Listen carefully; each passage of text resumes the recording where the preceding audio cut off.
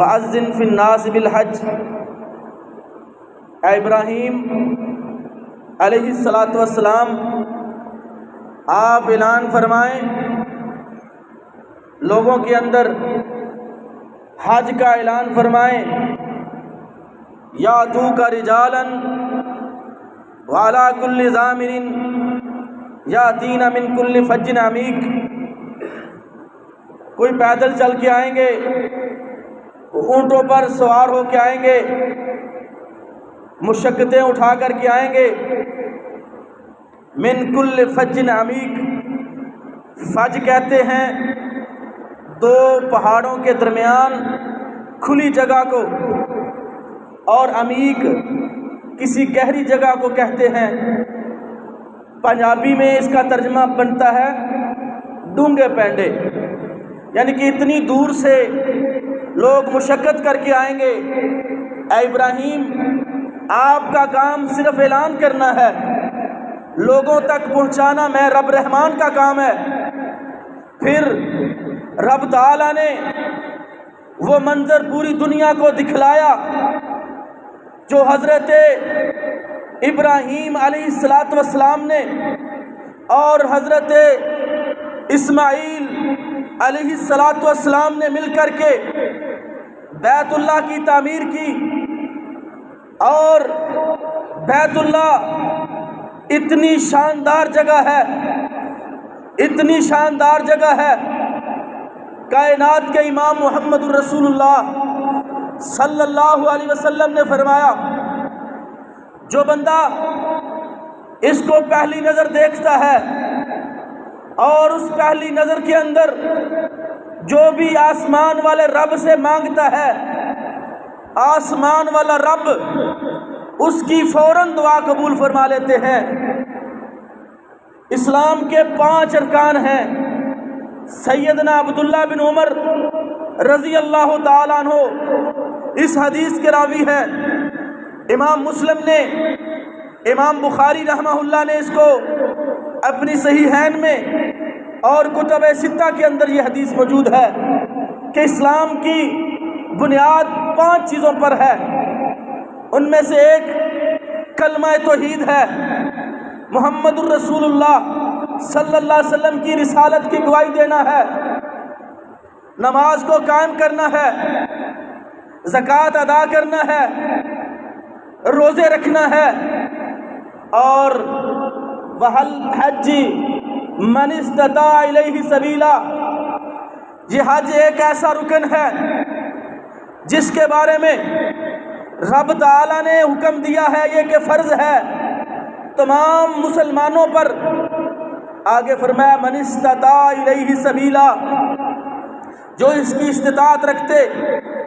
میں یہ بات علی الاعلان کہہ دینا چاہتا ہوں کہ نبی محترم محمد الرسول اللہ صلی اللہ علیہ وسلم نے فرمایا جو بندہ حج کی استطاعت رکھنے کے باوجود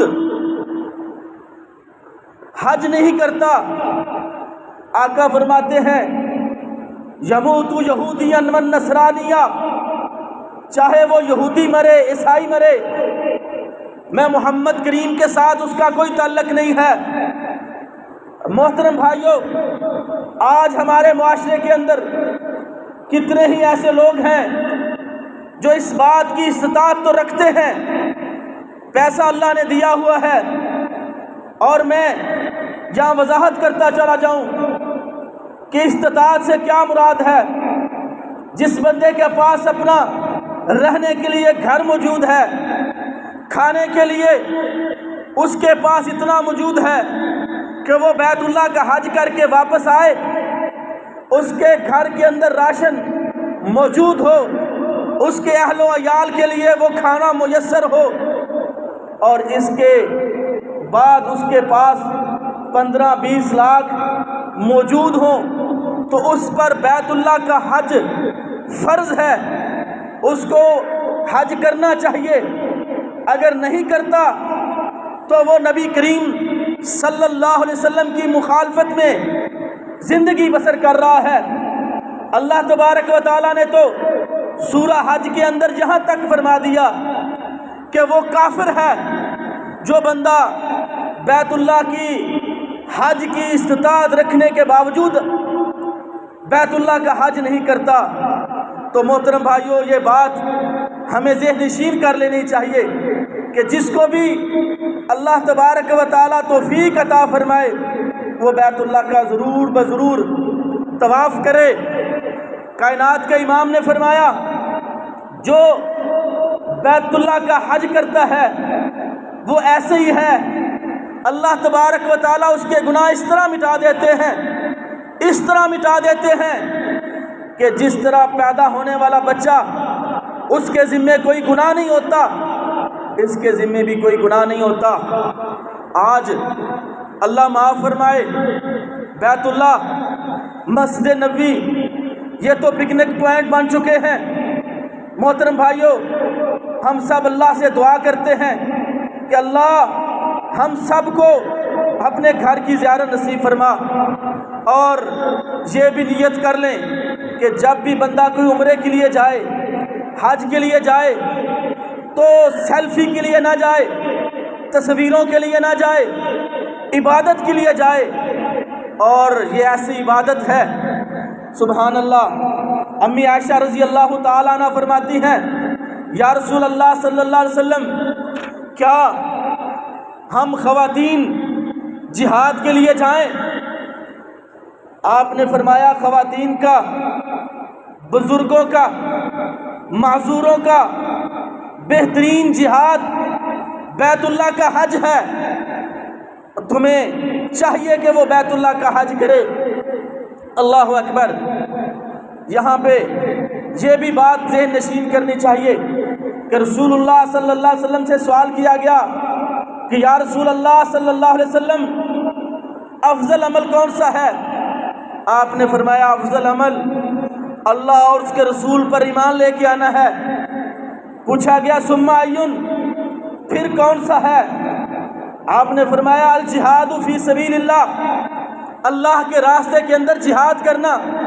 ثم ایون قال الحج مبرور، پوچھا گیا پھر کس کے بعد؟ تو آپ نے فرمایا بیت اللہ کا حج کرنا۔ یہ تو ان کے لیے ہے جن کو اللہ نے مال دیا ہے، اور میں تو یہ کہتا ہوں کہ بیت اللہ کا حج کا تعلق بندے کے مال کی استطاعت کے ساتھ نہیں ہے، یہ تو بندے کا اپنے رب کے ساتھ جتنا تعلق زیادہ ہوگا اللہ تبارک و تعالیٰ اس کو پہنچا دیں گے۔ میں پڑھ رہا تھا کہ مولانا عبد المنان راسخ حافظہ اللہ تعالیٰ فرماتے ہیں کہ میں 2011 کے اندر حج کرنے کے لیے گیا تو ایک خاتون ویل چیئر پہ بیٹھی ہوئی بیت اللہ کے سامنے اللہ سے دعائیں کر رہی ہے کہ یا اللہ تیرا بہت شکریہ، میں تیرا شکر ادا کرتی ہوں کہ 29 سال بعد مجھے تو نے بلایا، کہ جب سے میری شادی ہوئی میں نے، مجھ کو اللہ اپنے اولاد تو نہ دی، خاوند میرا فوت ہو چکا، لیکن میں حج کی نیت سے 29 سال پیسے اکٹھے کرتی رہی۔ اللہ میں تیرا شکر ادا کرتی ہوں کہ جس نے مجھے اپنے گھر کی زیارت نصیب فرمائی ہے۔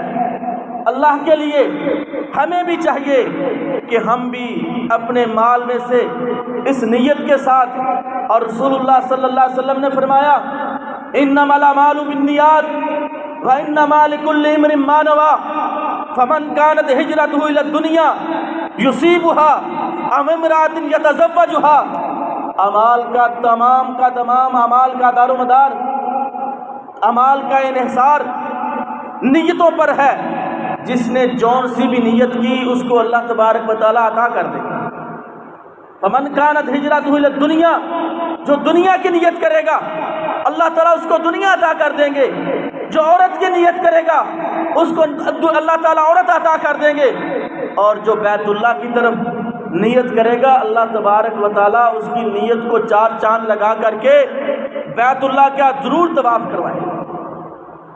اور رسول اللہ صلی اللہ علیہ وسلم نے فرمایا جو بندہ بیت اللہ کا طواف کرتا ہے ایک ایک قدم کے بدلے اللہ تبارک و تعالیٰ اس کے 10 گناہ معاف فرما دیتے ہیں اور 10 درجات بلند کرتے ہیں۔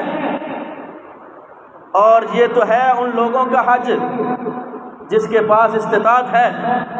میں آج غریبوں کے حج کی بات کرتا ہوں۔ پیارے پیغمبر محمد الرسول اللہ صلی اللہ علیہ وسلم کے پاس کچھ لوگ آئے، کہنے لگے یا رسول اللہ صلی اللہ علیہ وسلم،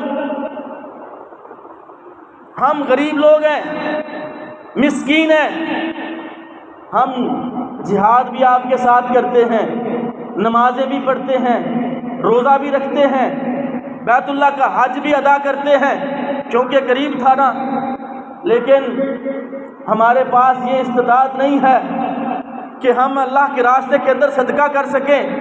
تو آپ نے فرمایا کیا تم کو میں ایسا عمل نہ بتاؤں جو ان کے صدقے کے برابر ہو؟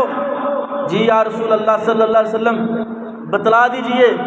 تو آپ نے فرمایا سبحان اللہ، الحمدللہ، اللہ اکبر، لا الہ الا اللہ، سبحان اللہ و بحمدہ، استغفر اللہ، یہ تمام اذکار کیا کرو، اللہ تبارک و تعالیٰ تم کو بھی غنیوں کے برابر صدقہ کرنے کا ثواب عطا کر دیں گے۔ یہ حج ہے۔ نبی کریم صلی اللہ علیہ وسلم کے پاس ایک عورت آئی، کہنے لگی یا رسول اللہ صلی اللہ علیہ وسلم، میں حج کی استطاعت نہیں رکھتی، تو مجھے کوئی ایسا عمل بتائیں کہ مجھے اللہ تبارک و تعالیٰ اس کے برابر ثواب عطا کر دے۔ تو پیارے پیغمبر صلی اللہ علیہ وسلم نے فرمایا اگر تیرے پاس حج کی استطاعت نہیں ہے تو پھر رمضان المبارک کے اندر عمرہ ادا کر لینا۔ اور ساتھ آپ نے فرمایا جو رمضان المبارک کے اندر عمرہ ادا کرتا ہے اس کا ثواب اتنا ہے کہ جتنا کسی نے پیارے پیغمبر محمد الرسول اللہ صلی اللہ علیہ وسلم کے ساتھ مل کر کے بیت اللہ کا حج کیا۔ اللہ تعالی ہم سب کو رمضان کے اندر لے جائے۔ سبحان اللہ۔ اذان دی سیدنا ابراہیم علیہ السلام نے، اللہ تعالیٰ نے آج ان کے لیے صدقہ جاریہ بنا دیا۔ اور سبحان اللہ، اور اللہ نے ساتھ یہ بھی ڈیوٹی لگائی انطہر بیتیہ للطائفین والعاکفین والرکع السجود۔ اے ابراہیم علیہ السلام، اس گھر کی صفائی رکھنا تم نبیوں کا کام ہے۔ گھروں کی صفائی، اللہ کے گھروں کی، مساجد کی صفائی اللہ نے اپنے نبیوں کے ذمہ لگائی ہے، یہ چھوٹا کام نہیں ہے۔ اور سبحان اللہ، وہ عورت اسماعیل علیہ السلام کی والدہ محترمہ جس نے دوڑ لگائی، ان صفا والمروہ من شعائر اللہ، صفا کی طرف دوڑتی ہے، مروہ کی طرف دوڑتی ہے۔ اس عورت کا دوڑنا اللہ تبارک و تعالیٰ نے قیامت تک آنے والے لوگوں کے لیے نیکی کا باعث بنا دیا۔ اور یہ ساتھ آپ نے فرما دیا جو اس عورت کی طرح دوڑ نہیں لگائے گا اللہ تعالیٰ اس کا حج ہی قبول نہیں کرے گا۔ اور غریبوں کا حج کیا ہے؟ جس بندے کے پاس استطاعت نہیں ہے، سب سے پہلے تو اس کو چاہیے، ہم سب کو چاہیے کہ ہم اللہ تبارک و تعالیٰ سے دعا کریں، گڑ گڑا کر کے دعا کریں، اتنی دعا کریں۔ اور ہم میں سے ہر بندہ اس بات کا شاہد ہے، کہتا ہے کہ میں جب بھی اللہ سے مانگتا ہوں، خلوص نیت سے مانگتا ہوں، تو اللہ تبارک و تعالیٰ مجھے کبھی رد نہیں کرتے۔ تو ہمیں چاہیے کہ ہم صدق دل سے یہ دعا کریں۔ امام سفیان بن عیینہ رحمۃ اللہ علیہ امام المحدثین ہیں، 107 ہجری کے اندر پیدا ہوئے ہیں۔ سبحان اللہ، 198 ہجری کے اندر فوت ہوئے۔ اللہ تبارک و تعالیٰ نے 80 مرتبہ زندگی کے اندر حج کرنے کا موقع عطا کیا۔ امام سفیان بن عیینہ رحمۃ اللہ علیہ کیا فرماتے ہیں؟ کہتے ہیں سب سے پہلا حج میں نے 11 سال کی عمر کے اندر کیا، اور میں نے اس وقت اللہ سے یہ دعا مانگی کہ اے اللہ یہ میرا پھیرا آخری پھیرا نہ ہو، یہ میرا پھیرا، یہ میرا چکر آخری چکر نہ ہو۔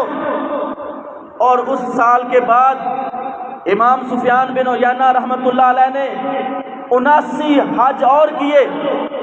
آخری سال جب فوت ہوئے اس سال اپنے شاگرد کو کہتے ہیں جب میں یہ حج کر کے آیا ہوں مجھے اللہ تعالیٰ سے شرم آ گئی کہ میں کب تک یہ کہتا رہوں، 80 مرتبہ تو کہہ چکا کہ اللہ میرا آخری پھیرا نہ ہوئے، اب مجھے اللہ سے شرم آتی ہے۔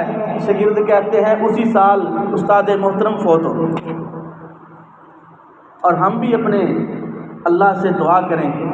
مولانا محمد حسین شیخ پوری رحمۃ اللہ علیہ، سبحان اللہ،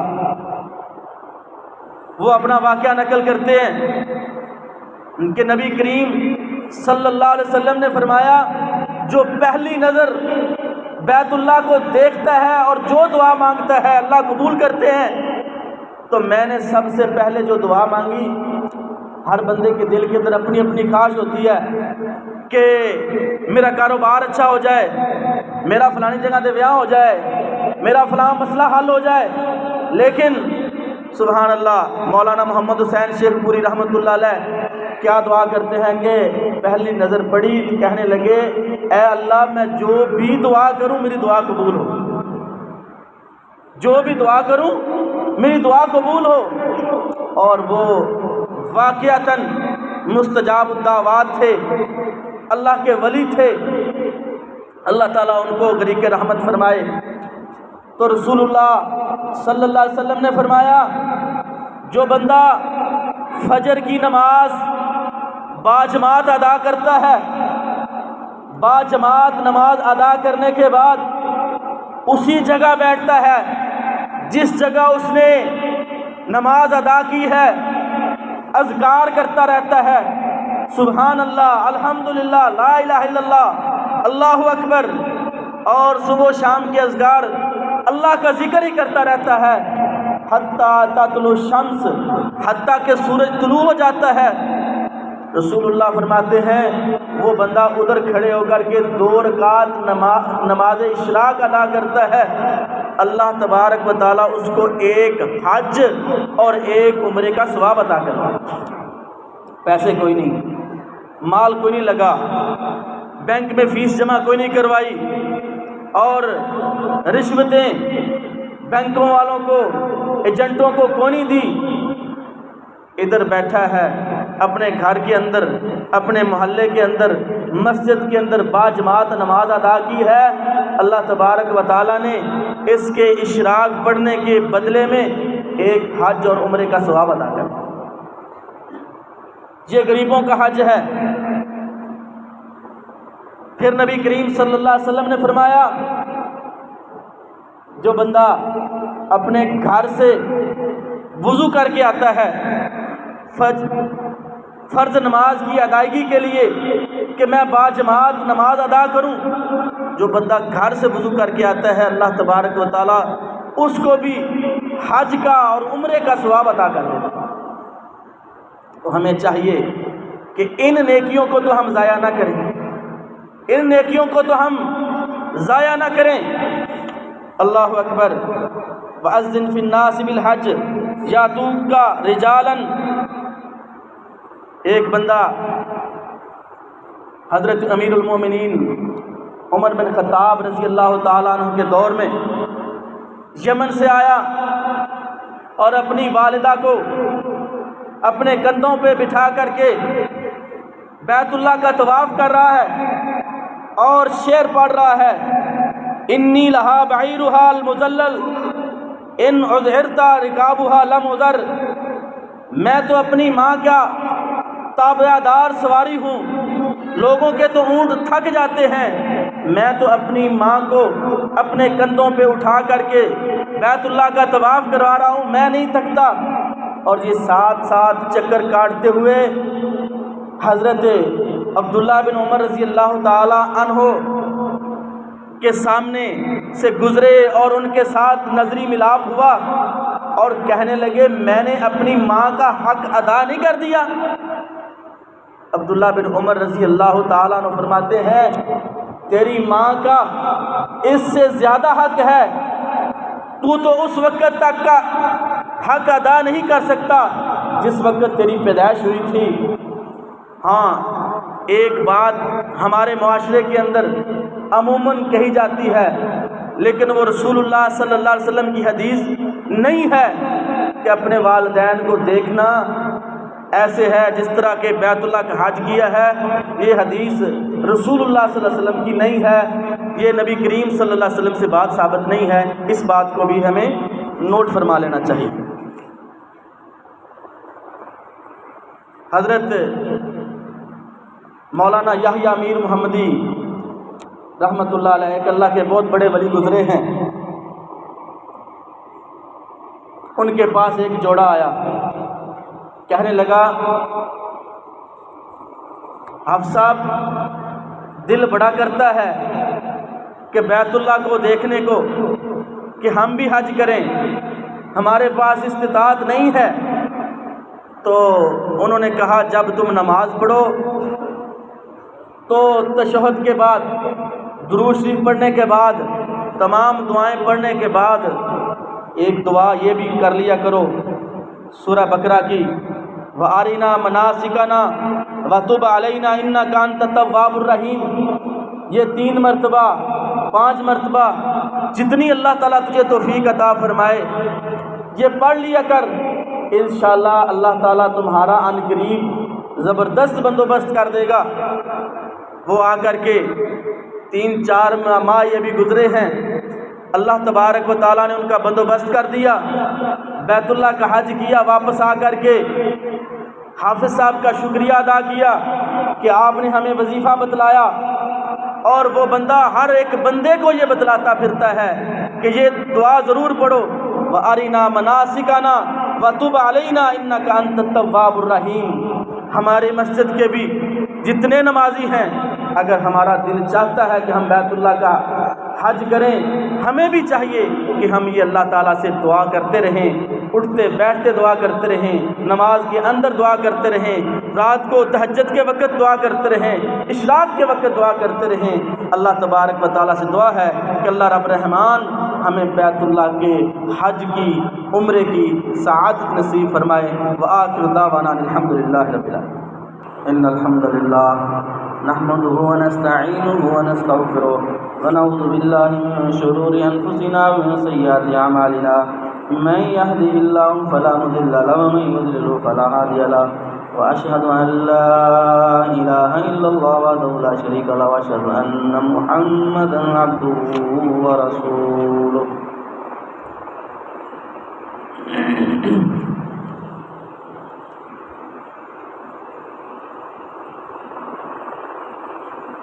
ایک دو اعلانات ہیں، ایک تو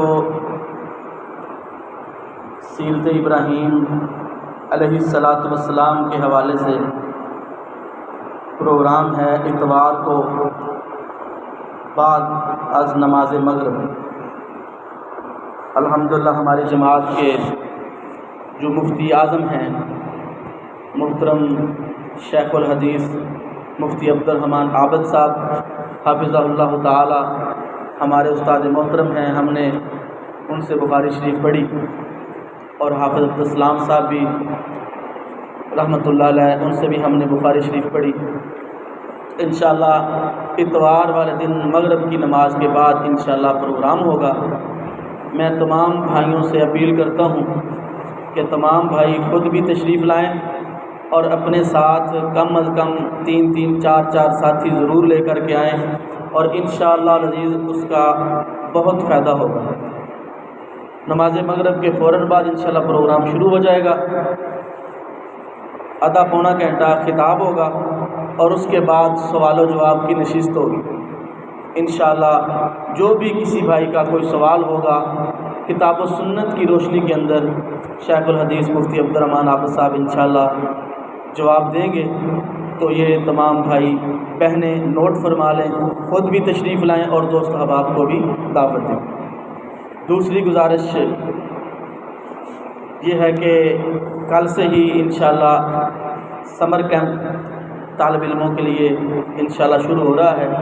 اس کی ٹائم کی تبدیلی ہم نے کی ہے کہ پچھلے ٹائم 3:30 بجے سے لے کے 6 بجے تک چوتھی کلاس سے لے کے 8ویں کلاس تک کے بچے وہ آئیں، انشاءاللہ اساتذہ کی نگرانی کے اندر ان کو جو اسکول کا کام ملا ہے، ہوم ورک، انشاءاللہ وہ کروایا جائے گا، اور اس کے ساتھ ساتھ طہارت کے مسائل، وضو کا طریقہ، مسنون نماز، نماز جنازہ، صبح و شام کے اذکار، نبی محمد کریم صلی اللہ علیہ وسلم کی کچھ احادیث، اور انشاءاللہ العزیز ان کی تربیت کتاب و سنت کے حوالے سے کی جائے گی۔ تو تمام بھائی یہ نوٹ فرما لیں، اپنے بچوں کو، دوست احباب کے بچوں کو اس سمر کیمپ کے اندر ضرور بھیجیں۔ اللہ تعالیٰ جزائے خیر عطا فرمائے۔ تیسرا، اجتماعی قربانی کے حوالے سے بھی انشاءاللہ العزیز وہ تو آپ نے اشتہار پڑھ لیا ہے۔ چوتھی گزارش میں نے پچھلے جمعے کے اندر کی تھی کہ اتنا زیادہ بل جو ہے وہ آتا ہے کہ پچھلا بھی ہمارا بھی قرض بل کا، بجلی کا وہ باقی ہے، اللہ تعالیٰ ان کو ہدایت نصیب فرمائے۔ تو ہم چاہتے ہیں کہ سولر جو ہے نا وہ ہم لگوائیں، تو 12 kV جو ہے 12 کلو واٹ وہ تقریباً 29 لاکھ روپیہ اس کا بنتا ہے۔ تو ایک پلیٹ جو ہے وہ 550 واٹ کی تقریباً اسٹینڈ سمیت 60,000 کی بنتی ہے۔ اس حوالے سے تقریباً یہ 29 لاکھ روپیہ بنتا ہے۔ تو تمام بھائیوں سے میں گزارش کروں گا، یہ 28 پلیٹیں ہیں، ہر بھائی کوشش کر کے ایک پلیٹ اپنے ذمہ لے تو انشاءاللہ کافی ہمارے لیے آسانی ہو جائے گی۔ خود یا کسی کو فون کر کے دوست احباب کو ترغیب دلائیں تو انشاءاللہ العزیز ہمارا یہ سسٹم پورا مرکز کا انشاءاللہ پھر AC بھی لگ جائیں گے، اور بھی انشاءاللہ پھر آسانی سے ہمارا یہ نظام چل جائے گا۔ یہ میری اپیل ہے تمام بھائیوں سے، ضرور اس کے اندر جو ہے وہ دوست احباب کو ترغیب دلا کے اس کے اندر تعاون فرمائیں۔ اللہم انصر الاسلام والمسلمین، اللہم انصر الجہاد والمجاہدین، اللہم اشف مرضانا ومرضى المسلمین، اللہم اعز الاسلام والمسلمین واذل الشرک والمشرکین، اللہم علیک اعداء الدین، اللہم انصر من نصر دین محمد، اللہم انا نجعلک فی نحورہم ونعوذ بک من شرورہم، اللہم استر عوراتنا وآمن رواتنا، اللہم احفظنا من بین ایدینا ومن خلفنا